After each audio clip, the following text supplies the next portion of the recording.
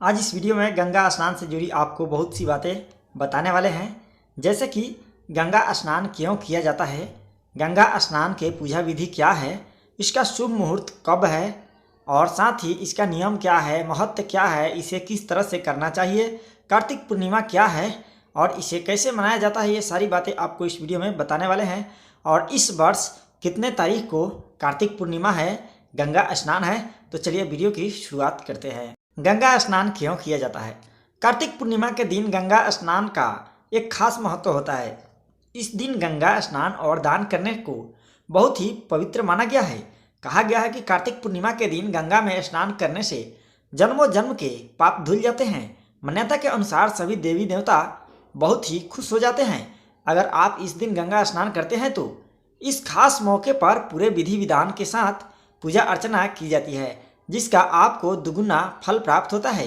इस दिन पूजा करने से आपकी कुंडली के सभी दोषों से आपको मुक्ति मिल जाती है। कार्तिक पूर्णिमा के दिन भगवान शिव ने त्रिपुरासुर नाम के राक्षस का वध किया था, इसलिए इस दिन को त्रिपुरा पूर्णिमा भी कहा जाता है। त्रिपुरा राक्षस ने प्रयाग में 1 लाख वर्ष तक तपस्या कर भगवान से वरदान मांग लिया था कि कभी भी मनुष्य और देवता उसे ना मार सके। इस वरदान के मिलने के बाद उसने सभी को परेशान करना शुरू कर दिया था। फिर भगवान शंकर ने उस राक्षस का वध करके सभी देवी देवताओं को उससे मुक्ति दिलाई थी। कार्तिक पूर्णिमा पर गंगा स्नान के लिए लोग प्रयाग, बनारस, हरिद्वार, गंगोत्री और ऋषिकेश जैसे जगहों पर जाते हैं। इस दिन गंगा स्नान के बाद पूरे दिन उपवास रखने से विशेष फल मिलता है। बहुत सारे लोग इस दिन गंगा स्नान करने के बाद ब्राह्मणों को दान भी देते हैं, साथ ही घरों में हवन भी करवाते हैं। गंगा स्नान का होता है विशेष महत्व। कार्तिक पूर्णिमा के दिन गंगा स्नान के दौरान गंगा घाट पर लोग दीपदान भी करते हैं, जिससे उनके रुके हुए काम हो जाते हैं। इस दिन घाटों की सुंदरता भी देखने लायक होती है। गंगा घाट पर दूर दूर से आए लोग इसकी खूबसूरती को और भी बढ़ा देते हैं। सुबह 4 बजे से इन घाटों पर गंगा स्नान करने के लिए लोगों की लंबी लंबी कतारें लगनी शुरू हो जाती है। कार्तिक पूर्णिमा कब है? पंचांग के अनुसार कार्तिक पूर्णिमा इस बार 19 नवंबर 2021 शुक्रवार को है। इस दिन कार्तिक मास का समापन भी हो रहा है। इस पूर्णिमा को त्रिपुरी पूर्णिमा भी कहा जाता है।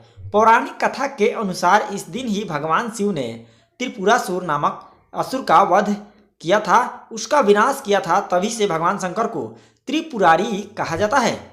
मत्स्य अवतार विष्णु पुराण के अनुसार कार्तिक पूर्णिमा के दिन भगवान नारायण ने मत्स्य अवतार लिया था। गंगा स्नान के नियम, चलिए आपको अब गंगा स्नान के नियम बताते हैं कि किस तरह से आपको स्नान करना चाहिए। नंबर 1, आप गंगा में स्नान करने से पहले सामान्य जल से अच्छी तरह नहा लें, फिर जाकर गंगा नदी में सिर्फ डुबकी लगाएं। गंगा में अपने शरीर का मैल बिल्कुल ना निकालें। नंबर 2, गंगा स्नान करते समय अपने शरीर को बिल्कुल ना रगड़ें, क्योंकि गंगा नदी में मनुष्य की अशुद्धि नहीं जानी चाहिए। नंबर 3, गंगा स्नान करने के बाद शरीर को किसी भी कपड़े से नहीं पोंछना चाहिए, जल को शरीर पर ही सूखने देना चाहिए। नंबर 4, जन्म सूतक या मृत्यु के समय भी गंगा स्नान किया जा सकता है, लेकिन ध्यान रहे कि महिलाओं को अपवित्र स्थिति में गंगा स्नान नहीं करनी चाहिए। नंबर 5, यदि गंगा में स्नान कर पाने में अगर आप असमर्थ हो तो घर पर ही नहा लें पानी में गंगा जल की कुछ मात्रा मिला करके। इससे भी आपको वही प्राप्त होता है जो आप गंगा स्नान करने जाते हैं। अगर कोई हरिद्वार, ऋषिकेश इन सब जगहों पर नहीं जा पाए तो वो अपने आसपास के नदी या तालाब में भी स्नान कर सकते हैं। कार्तिक पूर्णिमा का महत्व क्या होता है, चलिए आपको बताते हैं। वैसे तो पूर्णिमा की तिथि हर मास में पड़ती है, लेकिन कार्तिक पूर्णिमा का महत्व इन सभी से विशेष माना गया है। इस दिन गंगा स्नान और दीपदान करना शुभ और पुण्य फल प्रदान करने वाला होता है। यही कारण है कार्तिक पूर्णिमा पर पवित्र नदियों में बहुत बड़ी संख्या में लोग स्नान और दान आदि कार्य करते हैं। इस दिन पूजा, हवन, जाप और तप का भी विशेष महत्व होता है। तो आप लोगों को यह जानकारी कैसी लगी आप हमें कमेंट बॉक्स में जरूर बताएं। अगर वीडियो अच्छी लगी तो इस चैनल को सब्सक्राइब जरूर कर लें। धन्यवाद।